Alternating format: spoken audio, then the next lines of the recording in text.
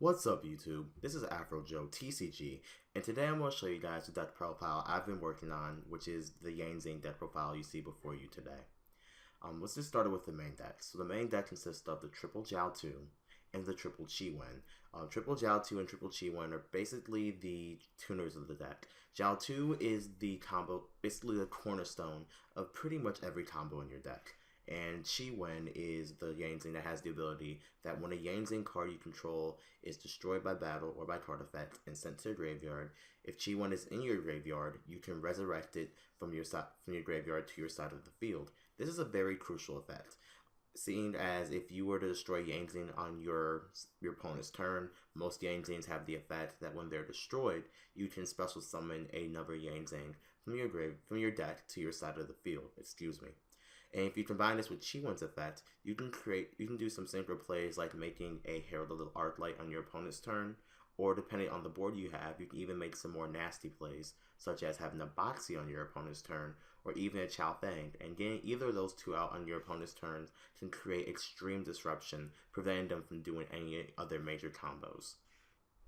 Continuing on to the floater Yang Zings, we have the triple Swanee, the 3 Bayan, the 3 Bitsy, and the 1 Pulao. The floaters all have the ability to give the synchro summoned Yang Zing that uses them as a synchro material a specific buff. Swanee gives the synchro monster plus 500 attack and plus 500 defense as a buff. Bayan gives the synchro monster the ability to not be destroyed by battle. Bitsy gives it the ability to not be affected by trap cards, and Pulao gives it the ability to not be affected by spells. And knowing when to use these is very crucial as well, as for example, the Paleozoic matchup, I would go for a play where I can get, for example, a Qi Wen, a Bitsy, and the Zefranyu on my side of the field at the same time. By doing this, I can make a Chao Fang on my opponent's turn, and this will allow me to lock my opponent out of water effects, earth effects, and light effects, while having Chao Fang be unaffected by traps, making Paleozoics not that bad of a matchup unless they have a Kaiju in their hand.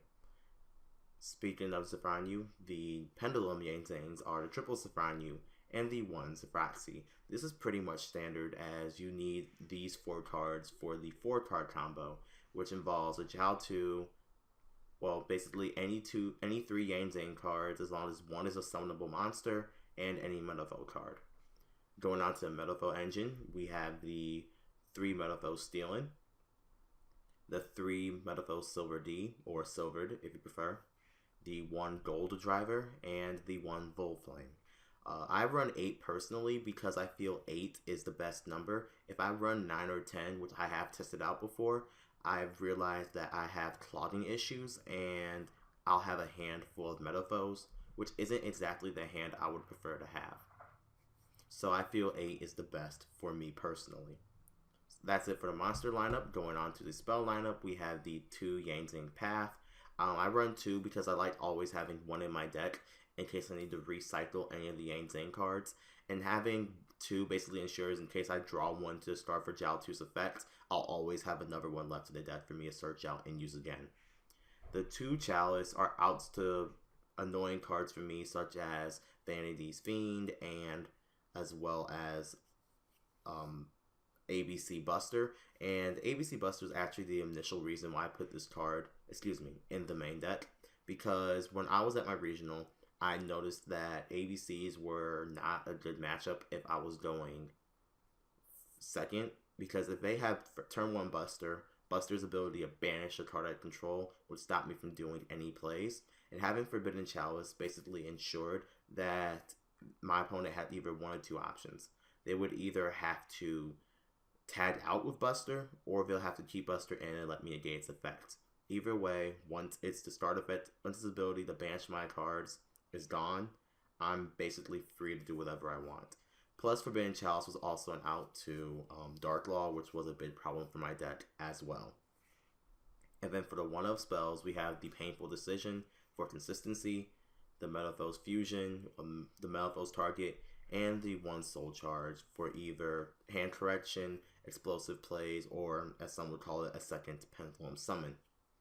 So that's it for the spells. On to the trap cards. We have the Metalfoes combination, 2 of those basically for your combos. The 3 9-pills are the Yang Zing, which is the best counter trap, or at least one of the best counter traps in the game. And 1 Vandy's Emptiness, because Vandy's Emptiness can just win you games by itself. So that's it for the main deck. It's a 40 card main deck. Onto the spells, I run the 1 Herald of the Arclight, Effect Negation, and it's a pseudo Macrocosmos. I run the 1 Danglond, which is arguably one of the best Yang Zings in the deck. Danglond has the ability where if it's special summoned, you can search out any Yang Zing card from your deck to your hand. You can send any Yang Zing from your deck to your graveyard to make Danglond's level equivalent to that monster sent level. And if this card is if this card is removed from the field by any means, you can special summon any Yang Zing from your deck to your side of the field. This makes it a very, very versatile card. The only downside is that you can only special summon it once a turn, but you really only need it once a turn anyway to get most of your plays off. The 1 Victoria Barkion, because I realized that for me, I would like to have a better matchup against Paleozoics going first or going second game 1. And main Victoria Barkion basically assures that if I get the combo off, I'll have enough negates where they won't be able to do pretty much anything. The 1 Yazi Evil the Yang Zing, mainly because I needed a level 7 target and it's a Yang Zing, so it fit in perfectly. The triple Boxia Brightness of the Yang Zing are the best Yang Zing in the main deck because he allows you not only to shuffle cards your opponent controls, but Boxia also gives you the unique ability of being able to resurrect any level 4 lower monster from your graveyard. This even includes Herald of the Arclight. 1 Crystal Wing Synchro Dragon. To be perfectly honest, I don't go into Crystal Wing that much. However, Crystal Wing is such a good card this format that having the ability to go into him to me is too good to not put in the extra deck.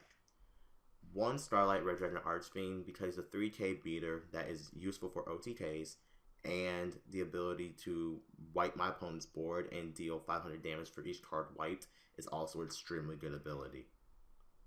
1 Void Ogre, one of the possible lot combinations you can do with a 4-card combo.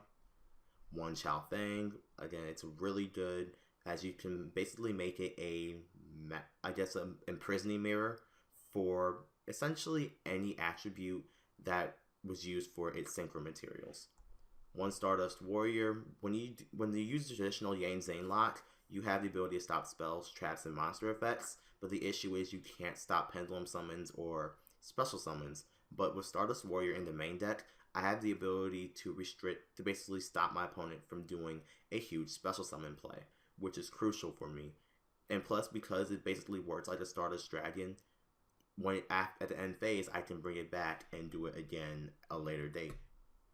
And 1 Ultimate Tzolk'in, because it brings out any of the 3 level 8 dragons I've shown in deck earlier.